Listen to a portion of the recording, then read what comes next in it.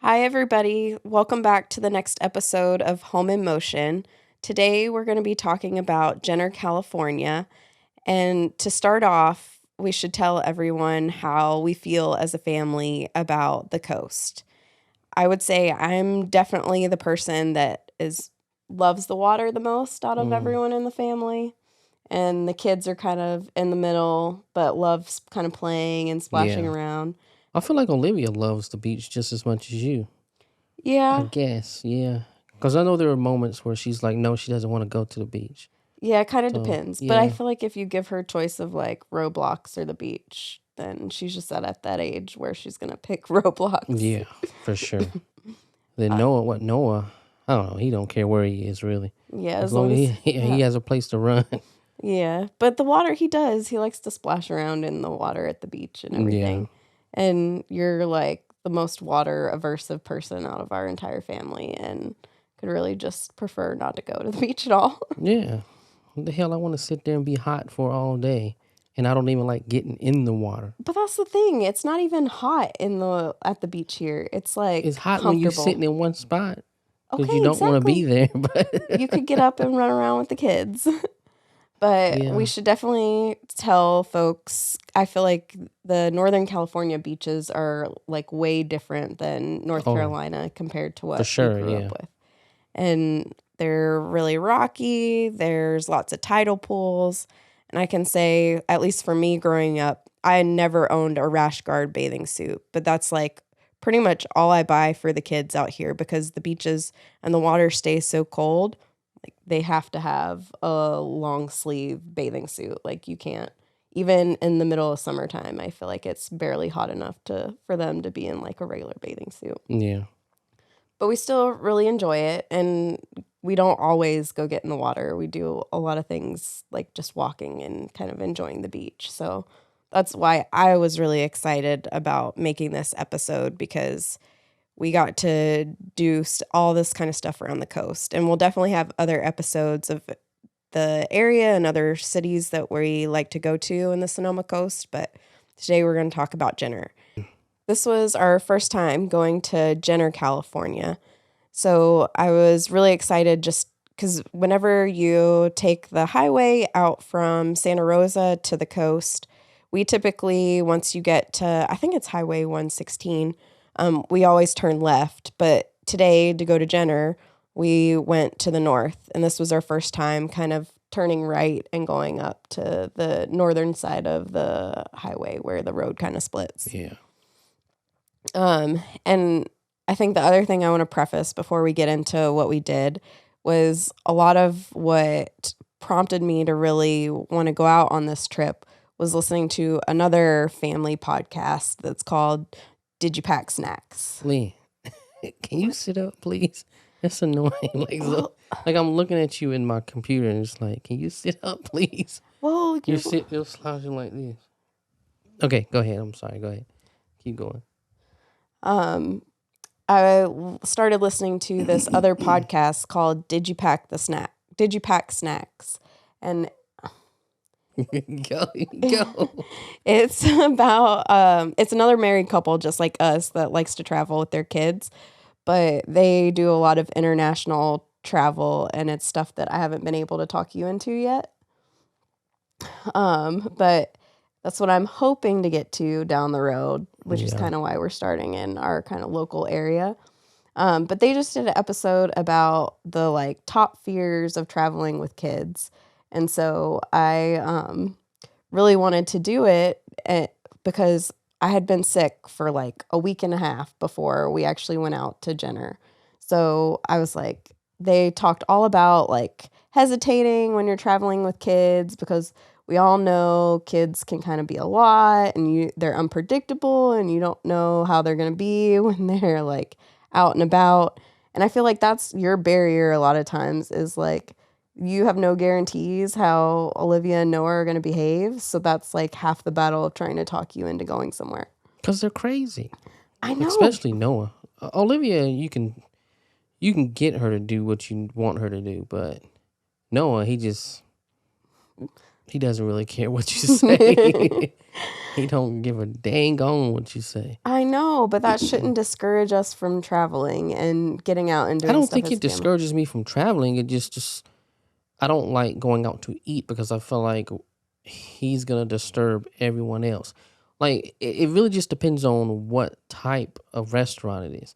Like you like to go to fancy damn restaurants. I don't really like going to fancy restaurants. I Like don't I like to go to always. places where I see a bunch of kids. I don't want to be the only couple in there with kids. Like last night, not last night, but the when we went to the restaurant this past weekend, Yeah. we were the only ones there with kids.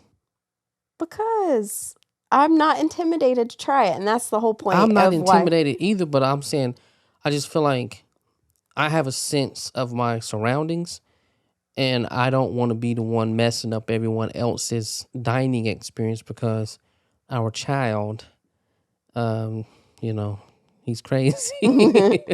Well, I have to say, I feel like compared to other places that we've gone, like we survived. Like he didn't like completely lose it, but we had some tough moments. But we can talk about that a little bit later. But that was literally right before we went was when I listened to their episode. And Yeah. so I was like, you know what? We've been cooped up in the rain for like 2 weeks, not able to get out of the house. I'm not going to let some rain deter me from taking the kids out and making sure that we go out and have fun and do this checkout I dinner. was praying for the rain. Yeah, but did I let it stop us? No, I said we're going out anyways, did I not? yeah, I did not want to go. I just like sitting at home. I don't want to go out. Yeah. But we did it because, And I it costs a mean, lot of money to do the things you want to do. well, okay, I should also preface this episode. A lot of the stuff that I've planned so far has been pretty economical and family friendly. Okay, but not this one. Lord have mercy. This was a little bit of a splurge, but I have to say I felt like it was worth it. But we'll see. We'll start going through exactly what our day looked like and see how everybody else feels. Yeah. So the first place that we started was Fort Ross Historic State Park. And this actually has a pretty interesting history. So they have native people that are called the Kashipomo people. I'm probably completely butchering that, but it was also a Russian settlement. So back in like the 1800s, they came over from Russia through Alaska and down into California. And then it was a settlement that had Russians, and they were really using this far area south in the Fort Ross area to be able to take back up to Alaska and to the areas that they were kind of inhabiting at the time. And we learned about it on the tour, but the Spanish were down in the Bay Area in the Monterey. So they were kind of like trading with each other. But this Fort Ross was really about the native people, or Russians, Alaskans. Am I forgetting any? I don't think so. But a lot of like groups commingling in California. And this was like the southernmost point that they kind of came to before they didn't really want to mess with where the Spanish were hanging out. It was the first, supposedly, I guess based off of documentation and records, the first windmill in California and the first shipbuilding location. I think they told us on the tour too, it was like the first like glass windows or stuff. There were lots of firsts for this area based off of like them building the fort. Yeah. Man, to I was California. paying attention and I forgot half of this stuff. Well, I was hoping you remembered more of it because with the history, because I was having to keep Noah from distracting everybody else. So you heard more of the actual tour than I did. But Yeah. they also had in one of the areas, and Olivia actually liked this part the best, where like scientists came here to study California. So they had, you were listening to Hank, the tour guide, but they had a room kind of in the back of one of the buildings Yeah. where there were like turtle shells and stuff. So they tried to set it up as like an old historical scientist room where like it had a bed and all the stuff that they were studying. They made it look like he was like studying the animals and Yeah. stuff like that. So it was pretty cool to kind of see how the cultures came together. It's also right on the San Andreas Fault, so it's something that was impacted by the 1906 earthquake. So a lot of like big historical events and groups coming together where we got to kind of see how all that kind of commingled together. So with all the history, this was part of the reason why I picked the activity, because it's something that incorporated history, and we got to be outdoors even though it was raining, and feel like we're kind of teaching Olivia at least something. But Why do you always just mention Olivia? We because have a son too. I know, but he does not have the attention span at even the tour guide was like he typically sees like fourth and fifth graders. So Yeah, but he could be something special. he could be something special, but this was Yeah, geared right. towards a little bit older kids for sure. Okay, yeah, go ahead. I'm not going to interrupt anymore. Sorry. I think the other thing that like is nice for us, at least with being in California and having a Tesla or electric vehicle, was that the state park had its own EV chargers. And I guess there's at least like 25 California state parks that have EV chargers at the park. But the day that we went there, it was still that they were both in use, so we couldn't use them, at least there. Hey, to mention about that, it was clear that those were employees using those doggone chargers. Well, can you blame them? They have to drive all that way to work every day. I understand that, but you could at least leave one open for the guest. Yeah. Like, literally, they were both the same cars when we got in there, an hour like that, before, right when we got in there, Yeah. and the hour after, and we were the only ones there. Like, we were no. Ones there. We were the first ones there with the tour guide. There No, was they no were one else. They were in the other backside. You just didn't see them because they were already in the room watching the video when we got there. Well, there weren't a lot of people there. There weren't, and it was clear that was employees' cars. You can assume, but no, because the people that was there before us left. Most of them had left because I saw them going back up, and they were leaving. Oh, maybe, I don't know. And but then some of the people that were still lingering that I know that wasn't part of the tour group, they left with us, and they got in different cars. Oh. But anyways, okay, sorry. They're there. They're an option if you can. There. But I'm saying, hey, the employees need to stop hogging the chargers because we couldn't charge. Yeah. I mean, obviously we didn't need it, but it's always good to have. Yeah, I know. That's why I brought it up, because I feel like California, we obviously have the infrastructure in California, and the state parks have put in effort to put a bunch of chargers at the state parks. Yeah, but they're not super fast chargers. I think they're like level 1 chargers, maybe. But you think about it, if you're like going out for a hike or something like that, like you're going to be out for longer than us just doing a tour. Yeah. It'd be beneficial, but they do have them available. I know I mentioned this already, but Hank was our tour guide, and I don't completely understand the dynamics, but there's a Fort Ross Conservancy that is really oversees the tours and is obviously focused on preserving that. And they have education programs. They also have like where you can camp at the state park and like dress up in the clothing, like the period clothing costumes, and cook food and stuff like that. But they did. Olivia, she got to dress up. Yeah, she did.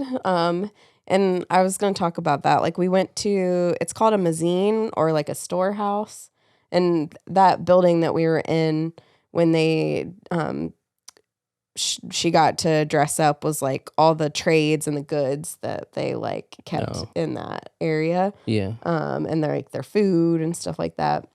But she got to dress up in this costume that was meant for like when they were going out kayaking, right? I think hunting and fishing. I didn't, because I was holding Noah, I couldn't pay attention long enough to like. Yeah, I think that was part of the indigenous people's attire. Was that the indigenous people's and attire? It was supposed to be, I mean, she wasn't actually in it, but it was supposed to be like seal blubber or something. Oh, yeah. But it was like nylon, but yeah. And it had this like hat and everything that went along with it. So that was kind of exciting because she actively participated and wasn't like, oh, mom, why are you like pushing me forward Yeah. to go and do They this? had a lot of stuff there to look at Yeah. and touch. So I think that's what really kept her attention was there was so much she could actively touch and look at and things like that. And then he did make her part of the tour. So Yeah, she felt yeah. special.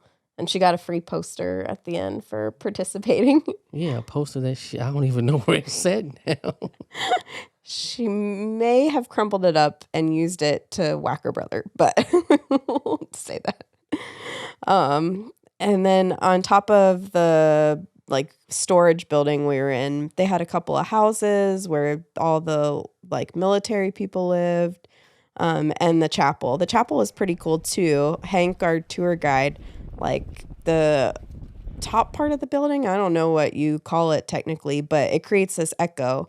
So he was like singing and it's like this small area, so it really like traveled throughout the building.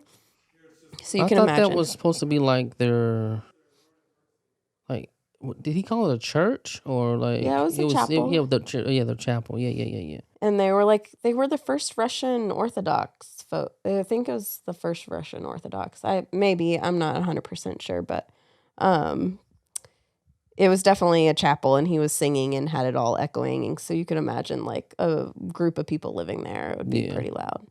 And they had a bell outside. Olivia was all Oh excited yeah. because she Everybody got to ring the bell.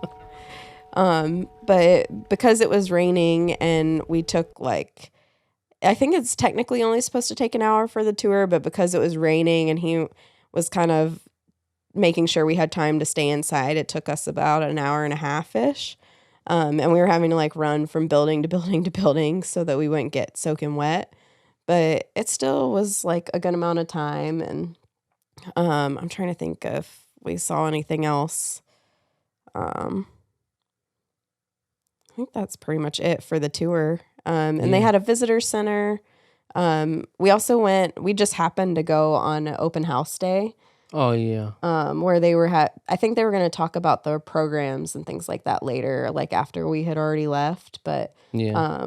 we didn't have to pay for the tour just because it was their open house day. So it was kind of nice. It's normally, I mean, it's not expensive to begin with. It's like $10. But the tour is free. We were there at 1:00, and on the weekends, they normally do tours at like 11, 1, and 3. So you might want to try and time your visit where you're like there when they're going to be doing a tour. So really the only thing we had to pay for was like parking. So it was like $10, and we Yeah. got to wander around outside, and I think it's really pretty. I mean, we didn't talk about the drive. The drive up there is probably one of the best parts too, because it's like you're right on the water, and because it'd been raining, there was like fog in the trees. So I feel like I Oh really yeah. It was enjoyed. beautiful to you because you weren't driving. I was driving, and they had these weird ass grates on the ground that was made of metal.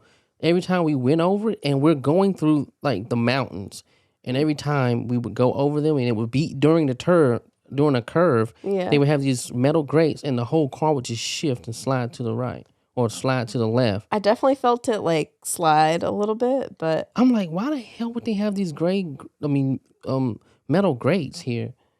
your Like, I guess. would have much rather them put something else Yeah. because metal clearly is slippery when it gets wet. Yeah. So like that was nerve wracking, and they had a lot of those up there.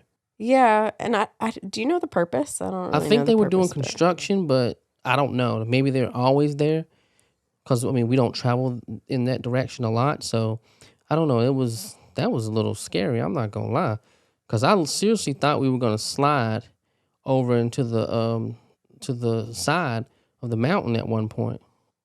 well, you didn't share that when we were driving, I guess. Well, But because I'm trying to focus, so I ain't worried about telling you how I'm feeling. I yeah, ain't telling you how I feel. I'm just gonna keep deal driving. with it. Yeah. Anything else that you want to share about Fort Ross? I feel like No, I think the only thing we didn't do was go inside the little the corner spots where they had the cannons, and they had some actual original cannons. Like, cause I know in the middle, they had a replica cannon, but inside of a few of the Um, Oh, they were still the real yeah, things. inside of a few of those little corner areas that were like meant for defense, I guess, they had real cannons in there from the actual time period. Yeah, that would have been cool to see. That was the only downside to going on a rainy day was we couldn't really like wander around the same way you could if the Yeah. weather was better. Because I think on the other side, like if you go outside the fort, like there's a cemetery and you're like right there on the water. So it Mm. would have been kind of cool to be Yeah, able well, we to did agree explore. that we wanted to go back when it wasn't raining because there was a lot of things we didn't get to see. Yeah. And I Because I feel know, like, there's a whole outside area outside of that fort. Yeah, and I think it's right on the water, like, it's literally Yeah, the ocean's on the other side, so, yeah, um, but, like you said, we have a reason to go back, and I feel like this was one of the first, like, educational-ish things we've done with Olivia where she was not, like, grumbling the whole time, so can't yeah. Oh, complain. she was mad that we had to leave. Yeah.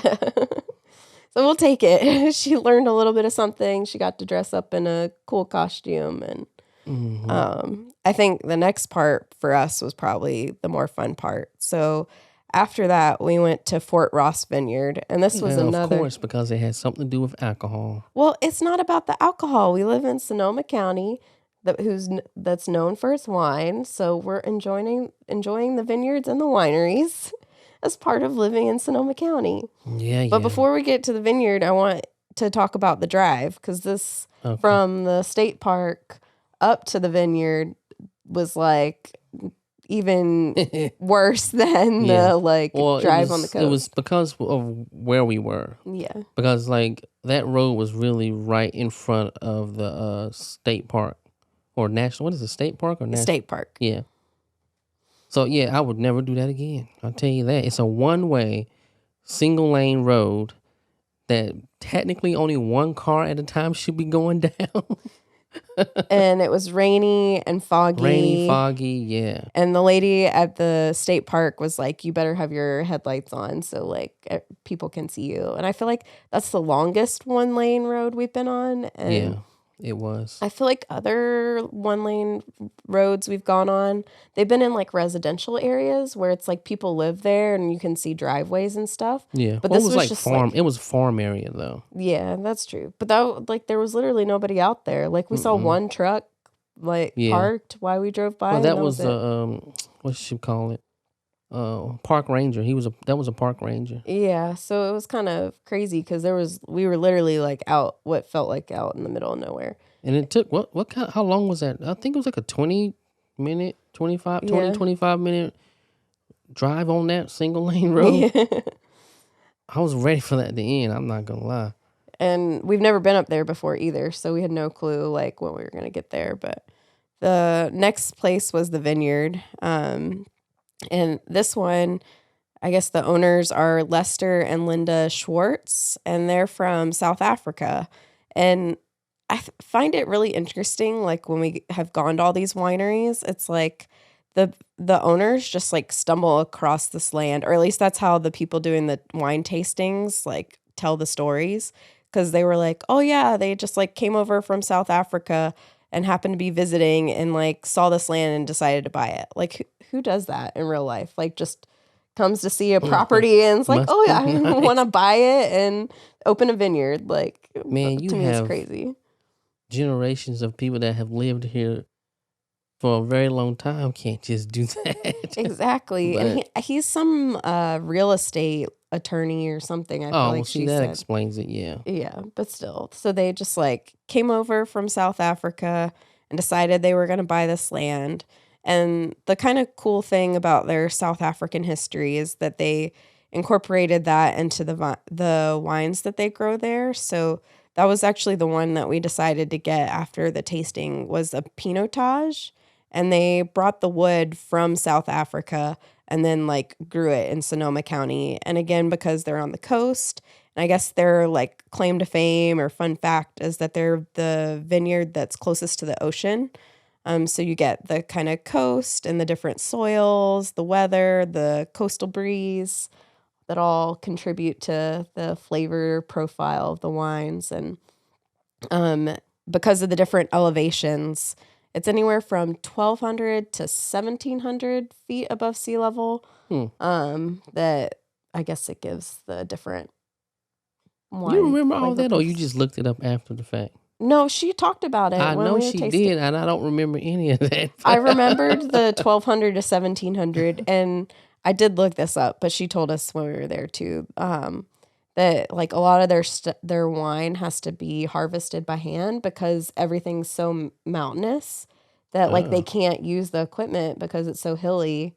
Like yeah, they have to do a lot of their harvesting by hand. So they're like another like small batch crafty yeah, vineyard because they literally have to do everything by hand. Let's see. And because of their area, they actually advocated to have like their own wine region. I don't know that much about like how they decide like what gets to be like a dedicated wine region, hmm, but there's a Fort Ross Seaview American viticulture area. So they literally have their own like wine area, and there's like maybe less than 5 vineyards that have like grapes in the area, and but it's that because they're close to the coast and stuff. So that hmm, was kind of cool. yeah, This one again, I picked. I feel like it was pretty kid friendly. They were nice. Like, yeah, um, it it kind of worked with the rain and the bad weather because there's a fireplace in there. So yeah, we had like been wandering around outside, and we got to sit next to a fireplace. And yeah. Is is their grounds bigger than what we saw? yeah, it Okay, goes back behind the tasting room that we were in. I But thought so because it looked like it did. So I'm like, how we experienced it since it was raining so much. It didn't appear kid friendly. And we'll talk about their menu here probably in the next few minutes or so, but it's not really kid friendly it wasn't kid friendly, but I feel like it ended up being more kid friendly than I thought because it was going to. it was us and one other couple there. But We've been they, getting lucky with like not being with the crowd for some unknown reason. Like these vineyards that we've gone to so far, besides the guy with the barn, yeah. it's just been us. Well, I feel like the barn was still like towards Belden Barns was still towards the end of harvest season. So I feel like Oh, there okay. was a little bit because it was like early fall. So it was more touristy still Okay. versus like we're in the depths of winter and rainy Okay. season in See, Sonoma I don't County. know anything about this stuff. I just know like, man, it seems dead. I didn't know there was like times to go, seasons, and you go at certain times. I didn't know that. But like the bigger wine places, there's people there all the time. But that's because it's like even this time of year, it'd be like local people more so than tourists probably. But Yeah. I feel like, yeah, granted, it probably isn't as busy as if you came in the summertime, but it's still like they gave her goldfish, and we'll talk about our food, but Yeah. um, she was happy with her phone and her goldfish by the fireplace. Then we had to give Noah a phone because he was acting a hot mess. Yeah, well, he'd been cooped up for a little bit, but Yeah, who fault is that? I know, but You. he was entertained with Bluey, and that's Okay, all that anyways, matters. go go ahead. We forgot to talk about too. They had Tesla chargers here, Oh so we yeah, got to that was nice. a That was pleasant real nice. surprise. Yeah. And this one wasn't taken by the people working there. No. I one thing that, and I'll probably end up posting pictures of it, but that was nice was they had our last name printed on the Oh yeah, menu. yeah, yeah. So I felt like that's the first vineyard That that was we've a been to. nice touch. Yeah, because I wasn't expecting that, and I probably like between being sick had rescheduled our tasting a couple of times, and they still had it like printed with our name and all that stuff. Hmm. So I felt like that was a nice touch. All right, we can talk about the food. So this vineyard, they only do a wine and food pairing tasting. So based off of what they were kind of had available when we were there, the first one was their mother of pearl Chardonnay, and that we had the little goat cheese crostini, like little bread. It was pretty good. I feel Listen, all that I want to say a cuss word, but all their stuff was probably the best food I've had that whole weekend. and he's not lying. And they were little small bites, like what, like Yep, it was like snack like food. that Like it's big. not gonna, just enough Yeah, to where you're not drunk from your wine, but yeah. like But dang on, it made me want more. I was like, damn it, why they give me such little portions. portions? Oh my God, They that do have tastes an so good. in-house chef. So I know you were a little skeptical before we went there. Like in-house chef, what like vineyard has an in-house Well, chef? because it's like in the middle of nowhere. Yeah, Like it appears to be in the middle of nowhere in the mountains. So yeah, you're just like, what chef would come all the way up here? yeah. But anyway, go ahead. So we Yeah. were pleasantly surprised. So that was the first one, Okay, so yeah, the first one was what again? the goat cheese That crusting. was pretty good. And then the next one was the first of the Pinot Noirs. And it was on the menu, it said Fideo Secco, which I Googled. To us, it tasted like spaghetti. And that's kind of what it is. Oh yeah. It was the spaghetti tasting one, like the little skinny noodles. Yeah, but it was all vegetarian. That one was all vegetarian, right? Yeah, until the last one. Yeah. No, I'm talking. Yeah, it was vegetarian. That was vegetarian. I can't remember what it was though. It's like literally noodles with like tomato sauce in it. But it had something. I don't know. Go ahead. Yeah, it Let was me see. good though. It was really really good. It was good. And I was actually shocked that it tastes like spaghetti. I was like, why does this taste like spaghetti? Like an amazing gourmet spaghetti, but it was pretty good. I feel like it did have like sun-dried tomatoes or something. I can't That remember could all have the been it, ingredients, yeah. but Yeah, it didn't taste like some homemade spaghetti. It tastes like you go into a super fancy restaurant and they have like their special like sauce. that they use. Yeah. And then the next one was their Stagecoach Road Pinot Noir.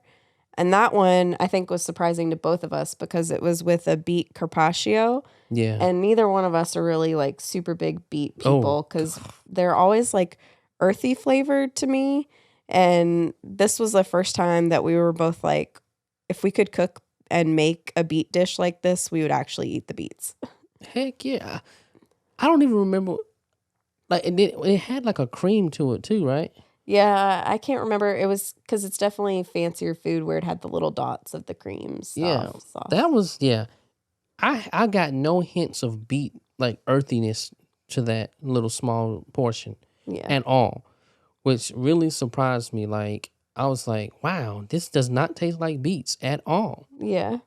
I was really surprised. And I don't think I've tried beets like maybe one or two times, but I ate this entire thing. Yeah. Oh, I mean, I've had beets a lot because I used to make smoothies with beets in here. Yeah, and I feel like I've tried it when you've made smoothies and you get that like super Oh yeah, earthy. it's hard to get that taste. It's hard to get that out of your smoothie. Just the taste of it. Yeah. And then the last one was probably the like kicker. So it was with the Pinotage wine, which is again their like specialty that's supposed to be from South Africa. And it was with I had a small, again it's snack size, so it's not like you're getting a big steak, but a snack size ribeye, and then yours was a portobello steak with mashed potatoes and greens. That was good too. Yeah. Oh, that was probably the best one. And I feel like I'm not a mashed portobello, potato oh. person either. And That was so good. yeah. And as we talked about at the beginning of the episode, this was definitely not the budget friendly way to go, but it was so worth it because I feel like the food was so good. So this one was How much like, did we spend at that winery? it was like $200 because the food the tasting was like $75 A piece? per Yeah. piece. Even with your vegetarian version. Yeah. And then we bought the bottle of wine, so it You definitely. should have left that bottle of wine sitting there. Good God Almighty. Well, I feel like Where's that bottle at? I'm drinking some of that. For the price oh Lord. So this definitely. I was super excited to go, and we What's the definitely name of the wine? splurged. What wine did you buy? The Pinotage. Yeah, I'm drinking that. I'm gonna try to drink half that bottle. Whatever, I will enjoy it for sure.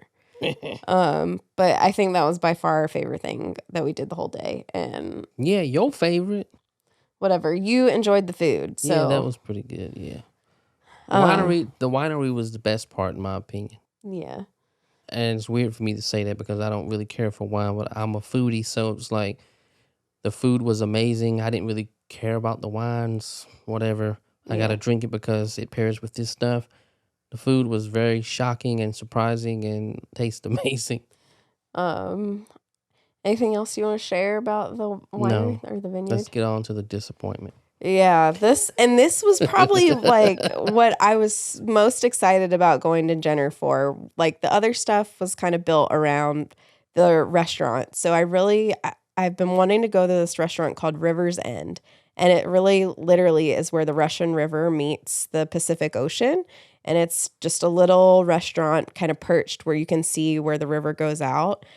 And it's supposedly one of the top 5 romantic restaurants according to Daily Meal. So I had really high expectations for what our food was going to be like. Yeah. And this was probably, we ended on a bad note. Or not a bad note, but a Yeah. disappointing note because we had such high expectations. Oh, heck yeah. Look, the place was really, really nice. It's a beautiful restaurant because of the Ambiance. the ambiance, but the you're right on the ocean right there. And like where we sat, we could see the ocean. And we got to see the sunset even though it wasn't that good because it was all foggy and stuff, but I could imagine going back on a day it's not raining, which we probably won't do, but yeah, it's a nice area and it was a nice vibe. Yeah, the food was just disappointing. Yeah. And we knew we were going to a fancier restaurant. Yeah. And like you said, taking the kids along, being a little risky with trying to chance it to see if they would behave.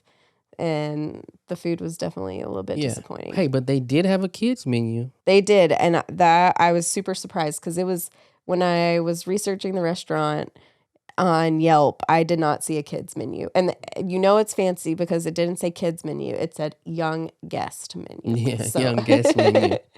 So that was definitely But maybe we need to go back and try it again and get something different. Yeah. I don't even remember what I got. We can go through the food in a second, but so it is supposed to be locally sourced California cuisine. So that's like they have seasonal menus. So like you said, we could probably go back and get a different experience depending on what time of year. But I really wanted to go during this time because it's finally Dungeness crab season. And I have actually not tried Dungeness crab that I remember anyways. Yeah. That like I knew it was Dungeness crab because it's been, I guess with like all the weather and stuff out here, the opening season's been prolonged like several times. So I was like waiting and kind of trying to time when we were going to go to Jenner with like when the crab season opened so that I could try their Dungeness crab cakes. And that was kind of, we did the prefix. So I did the prefix menu and that was one of the appetizers. And trash. I was so excited to try the Dungeness crab because that's like what this area is known for. And it had no flavor. Yeah. Zero. Even the sauce that was with it. It just tastes like crab. That's Yeah. it. Like if it's going to be a crab cake, it's supposed to have flavor. Yeah. And like they added no flavor to that. Like if I'm going to eat crab, just let me eat crab. Don't turn it into a cake. I'm expecting nice flavor, things that complement the crab. I'm supposed to taste flavors that complement the crab. Yep. You got nothing but crab. And I'm like, hell, you could have just given me the damn crab and that would have been better. Yeah. And like even the sauce like didn't have like you know how you're like, oh, the food's kind of bland, but then you dip it in the sauce and it turns out okay. I don't even feel like the sauce was bland. Yeah, so it was kind of a fail. What okay, for the sauce, what do you think they were trying to do with the sauce? Like what flavors did you get from that sauce? To be honest, I really just tasted the crab. I don't remember tasting anything with the sauce. Exactly, because anyways, go ahead. And then I guess for our main course, so you ended up trying their special. They had some kind of tuna, the ahi, and it had the black rice. And no, that was good. Yeah. No, okay, no. Wait a minute. I'm remembering now. I'm remembering. I was so disappointed in those crabs. I forgot that my damn dish was amazing. Yeah. That was pretty good. I am not gonna lie. That special, it was the ahi tuna with the black rice. The black rice was really sweet. Yeah. Which was surprising to me because I've never, like when I've had sweet rice, it's been at a was it a Thai restaurant? Thai or maybe Indian? No, it wasn't an Indian. Because it was similar to like a coconut rice. Yeah.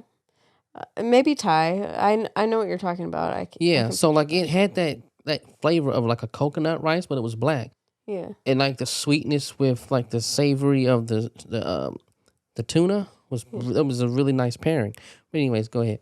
And then I played it safe on the prefix menu and got their pork. So I had like pork and couscous and it had like apples with the sauce. And that wasn't bad either. Like Yeah, it was decent food. Like not, oh my goodness, wow, this is amazing, but it was like solid food that I would definitely eat again. yeah, And we were so full after that, we decided to bring our desserts home. yeah. Oh, yeah. You got the Actually, my mousse. mousse was not bad. It was decent. Okay, see, like, okay, yeah, we really thought that restaurant was terrible, but it was the it was the one thing that you came there for that was terrible. Because Yep. you kept telling me, oh, they have this crab cake that I really want to try, and so you ended up getting one, and I got one separately because I'm like, oh, this is gonna be good Yeah. because I love crab cakes. Like I love salmon patties, I love crab cakes, I like all that stuff. Yeah. So because my mom and grandparents used to make those things, and obviously, they cook with flavor. Right. So I was expecting some damn flavor, Yeah. but I forget where I'm at. It's And California. and like you said, the rest of the Oh, food was yeah. better. But So the see, that chocolate was so mousse. disappointing that I forgot about how good the other food was. Because, like, that's what I was excited about. Yeah. Because that's what you was excited about. So you were making a big deal about it. And then I was like, wah, wah. Yeah. Well, and then I got the creme brulee, which you did not like, but it had Ooh, raspberry and wee. chocolate, How so did, I felt like it was pretty good. first of all, how did you eat that? That was Just, disgusting. well, that's your The personal mousse opinion. was really good. That creme brulee, whatever that was, Yeah, oh, I took one bite of that and said, you can have that. that's Because I was okay. going to steal it from you, but I was gonna say that does not bother me because then I had my dessert to myself and I, nobody de- else wanted to eat it. I definitely was going to eat half of yours and eat all of mine. Whatever. Because she doesn't eat that stuff. So, anyways. So, okay, it was average, but I feel like compared to the food at the winery, it Oh, it was. wasn't on the level of the winery. Yeah. They were A1. That food was good. And we just got little samples. Yeah. That's why I was disappointed. Man, give me some more. Yeah. It was worth. No, it wasn't worth me paying him another $75. Never mind. It was good, but it wasn't worth another $75. And at the Rivers End place, Olivia ended up getting a hamburger and fries, which I mean you can't complain about. They also she ended up with a soda, and it was kind of cute because they brought it out in like a daiquiri glass, like it was just a Coke, but they brought it out in the like curved daiquiri glass, so she felt like she Oh, was special.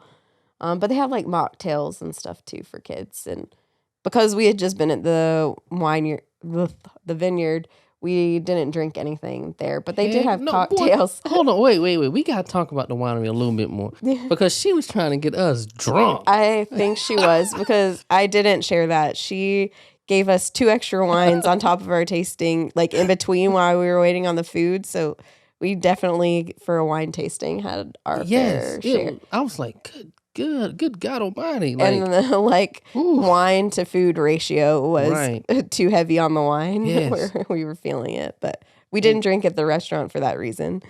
yeah, Um, and tell them what you did what did I do? to the lady. Oh, okay. Well, this I feel like is a whole debate. I know I'm not a good tipper. I just have a hard time.